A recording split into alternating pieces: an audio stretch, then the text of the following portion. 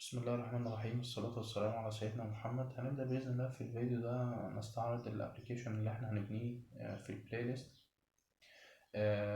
أحد الفيتشرز في الابليكيشن ده هيكون الاثنتيكيشن. هبدأ الأول أعمل ريجستر لنيو يوزر. اليوزر ده مثلا يكون علي محمد بالشكل ده، تمام. الإيميل مثلا علي _ محمد @yahoo.com. الباسورد هبدأ أعمل كونفيرم للباسورد، هبدأ أعمل ريجستر.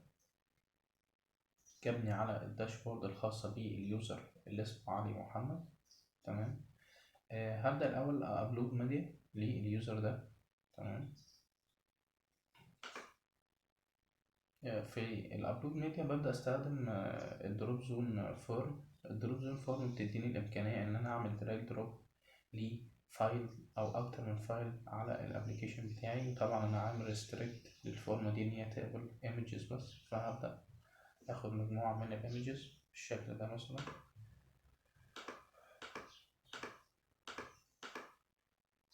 ادي 6 صور اهم، هبدأ اعمل لهم دراج دروب هنا.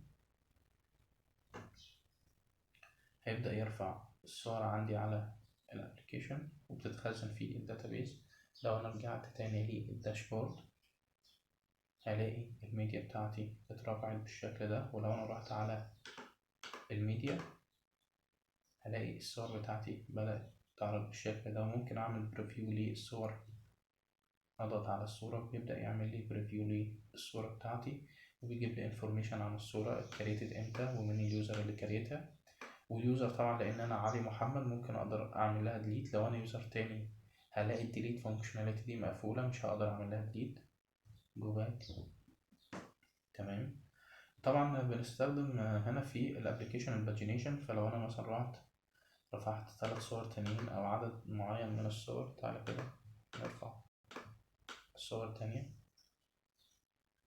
طبعا انا محتاج اروح على الدروب زون فورم الاول، اروح على الفورم بتاعتي، نقول مثلا نرجع للداشبورد ونقول له ابلود ميديا، تمام. اروح اسحب الصور بالشكل ده على الفورم. الصور بدأت تترفع، هرجع للداشبورد هلاقي الصور اترفعت، تمام. لو انا رحت للميديا هلاقي بدأ يظهر الباجينيشن لان انا حاطط ريستريكشن 6 صور يظهروا في كل صفحة. فلو أنا عايز أتصفح باقي الصور هضغط على اللينك الخاص بالباجينيشن عشان يوديني باقي الصور الموجودة في الابليكيشن. وده كان الجزء الخاص بالميديا. هنبدأ نشوف الجزء الخاص بالبلوج. طبعا مفيش فيه أي بوستس في الابليكيشن. هرجع تاني الداشبورد وأبدأ، وطبعا اليوزر اللي هو علي محمد ما عندوش أي بوستس. هكريت أول بوست. في البوست كريشن بستخدم انا في البادي سي كي اديتور. السي كي اديتور ده بيديني الامكانيه ان انا كاريت كونتنت فعلا، اضيف فيه مثلا هيدنج، اضيف فيه باراجراف، كوتس، هوريزونتال لاينز، صور. فهبدا مثلا نبدا نرفع بوست حقيقي مثلا في سنجل بيج ابلكيشن توتوريال. هبدا اشوف مثلا ايه نضيف كونتنت. فهبدا اروح مثلا على فيو بلوج توتوريال، اي حاجه، اشوف اي بلوج بتتكلم عن الفيو وهاخد كونتنت مثلا.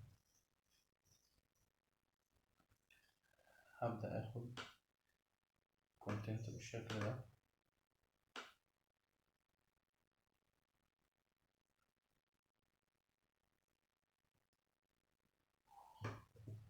هبدأ اضيف الكونتنت هنا، تمام. خليني اخد كمان، نبدأ نضيف initial وسيل اي، نضيف جزء كمان مثلا ده. احول ده الهيدنج، نخليه مثلا H2 ونخليه بولد. وبعدين تعالى كده ناخد الأمر ده نكريت له والد كده تحت،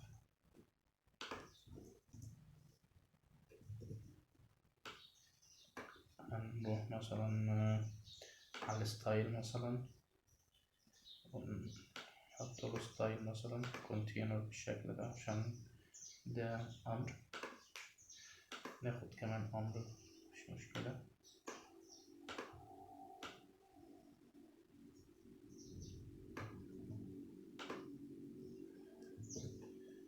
وبرضه كريت لده الولد. تمام.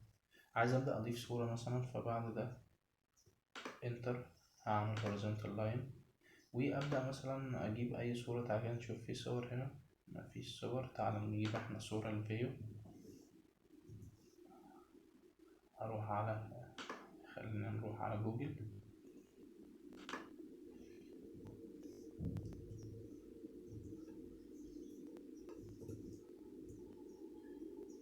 اروح على مثلا images،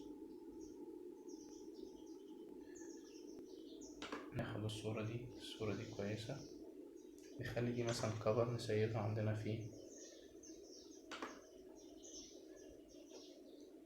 نضيفها مثلا في الديسكتوب ونقول فيو. دي هتبقى الكفر بتاعتنا. عايزين صورة كمان نضيفها في البوست، وليكن مثلا ممكن دي لا ماشي. هبدأ كوبي مثلا image address. هبدأ أرجع هنا هضيف لينك، لا مش لينك، هضيف صورة بالشكل ده، وهبدأ أضيف ال URL، وهبدأ مثلا أقول له مثلا 500 في الهايت مثلا، وليكن 350 بالشكل ده. وهبدأ أضيف الصورة بتاعتي،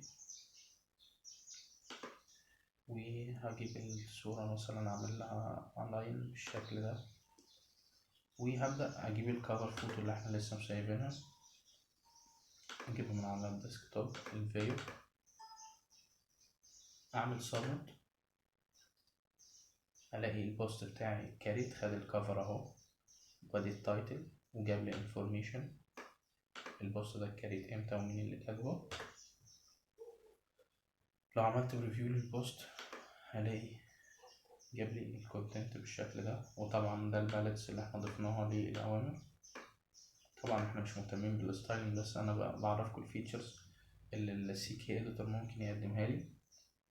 تمام. اروح للبلوج هلاقي البوست بتاعي ظهر بالشكل ده. تمام جدا. وطبعا في مجموعة صفحات ممكن بقى نضيف ديزاين للصفحات دي، في الاباوت اس، في الفيتشرز، والهوم بيج. هعمل لوج اوت من اليوزر ده، وهبدأ اخش بيوزر تاني، هقول له لوجن، ده الايميل بتاعي بقى. تمام. remember me، واقول له لوجن. طبعا انا ما عنديش اي بوستات ولا ميديا. تمام. هبدأ اروح مثلا نشوف الميديا اللي موجودة. طبعا الميديا اللي موجودة بتعرض كل الميديا اللي في الابليكيشن، اللي هو بقى اي يوزر رفعها. فهبدأ مثلا، تعالى كده نروح على الداشبورد، وهبدأ ارفع مثلا صور تخص اليوزر ده. هقول له ابلود ميديا، رحت على الفورم، هعمل دراج دروب لصور، وليكن مثلا 3 صور دول، اي 3 صور بالشكل ده. بدأ يرفع الصور. هرجع للداشبورد، هلاقي اليوزر ده رفع 3 صور. ممكن اعمل لهم بريفيو، ممكن اعمل ديليت. لو انا رجعت للميديا هنا، لو رحت على الصفحة التانية، هلاقي ال3 صور اللي اليوزر اللي هو احمد عامر لسه رافعهم هم دول. هرجع للداشبورد، ممكن تبدأ تكريت بوست. تعالى كده نكريت بوست يخص احمد، وليكن مثلا angular tutorial.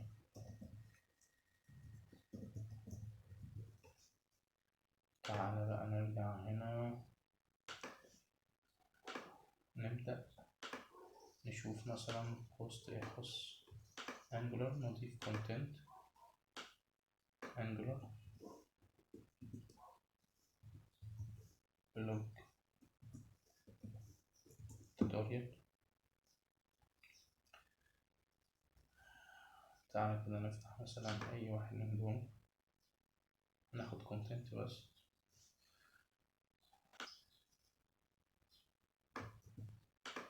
نضيف الكلام ده هنا. طبعا ممكن لو عايز تعمل بولد بالشكل ده عادي، تقف كده تقول له بولد. لو عايز تزود الهيدنج واحد بالشكل ده عادي مفيش مشكلة. الستايلنج موضوع بسيط. ممكن اخد الصورة دي كده، هكوبي الادرس بتاعها، وهبدأ اضيف الصورة عندي. مثلا اعمل لاين horizontal لاين بالشكل ده، وابدأ اضيف الصورة. ادي اليو ار ال والويدز مثلا، مفيش مشكلة. ممكن اقول اوكي، وممكن ابدأ اعمل كفر فوتو.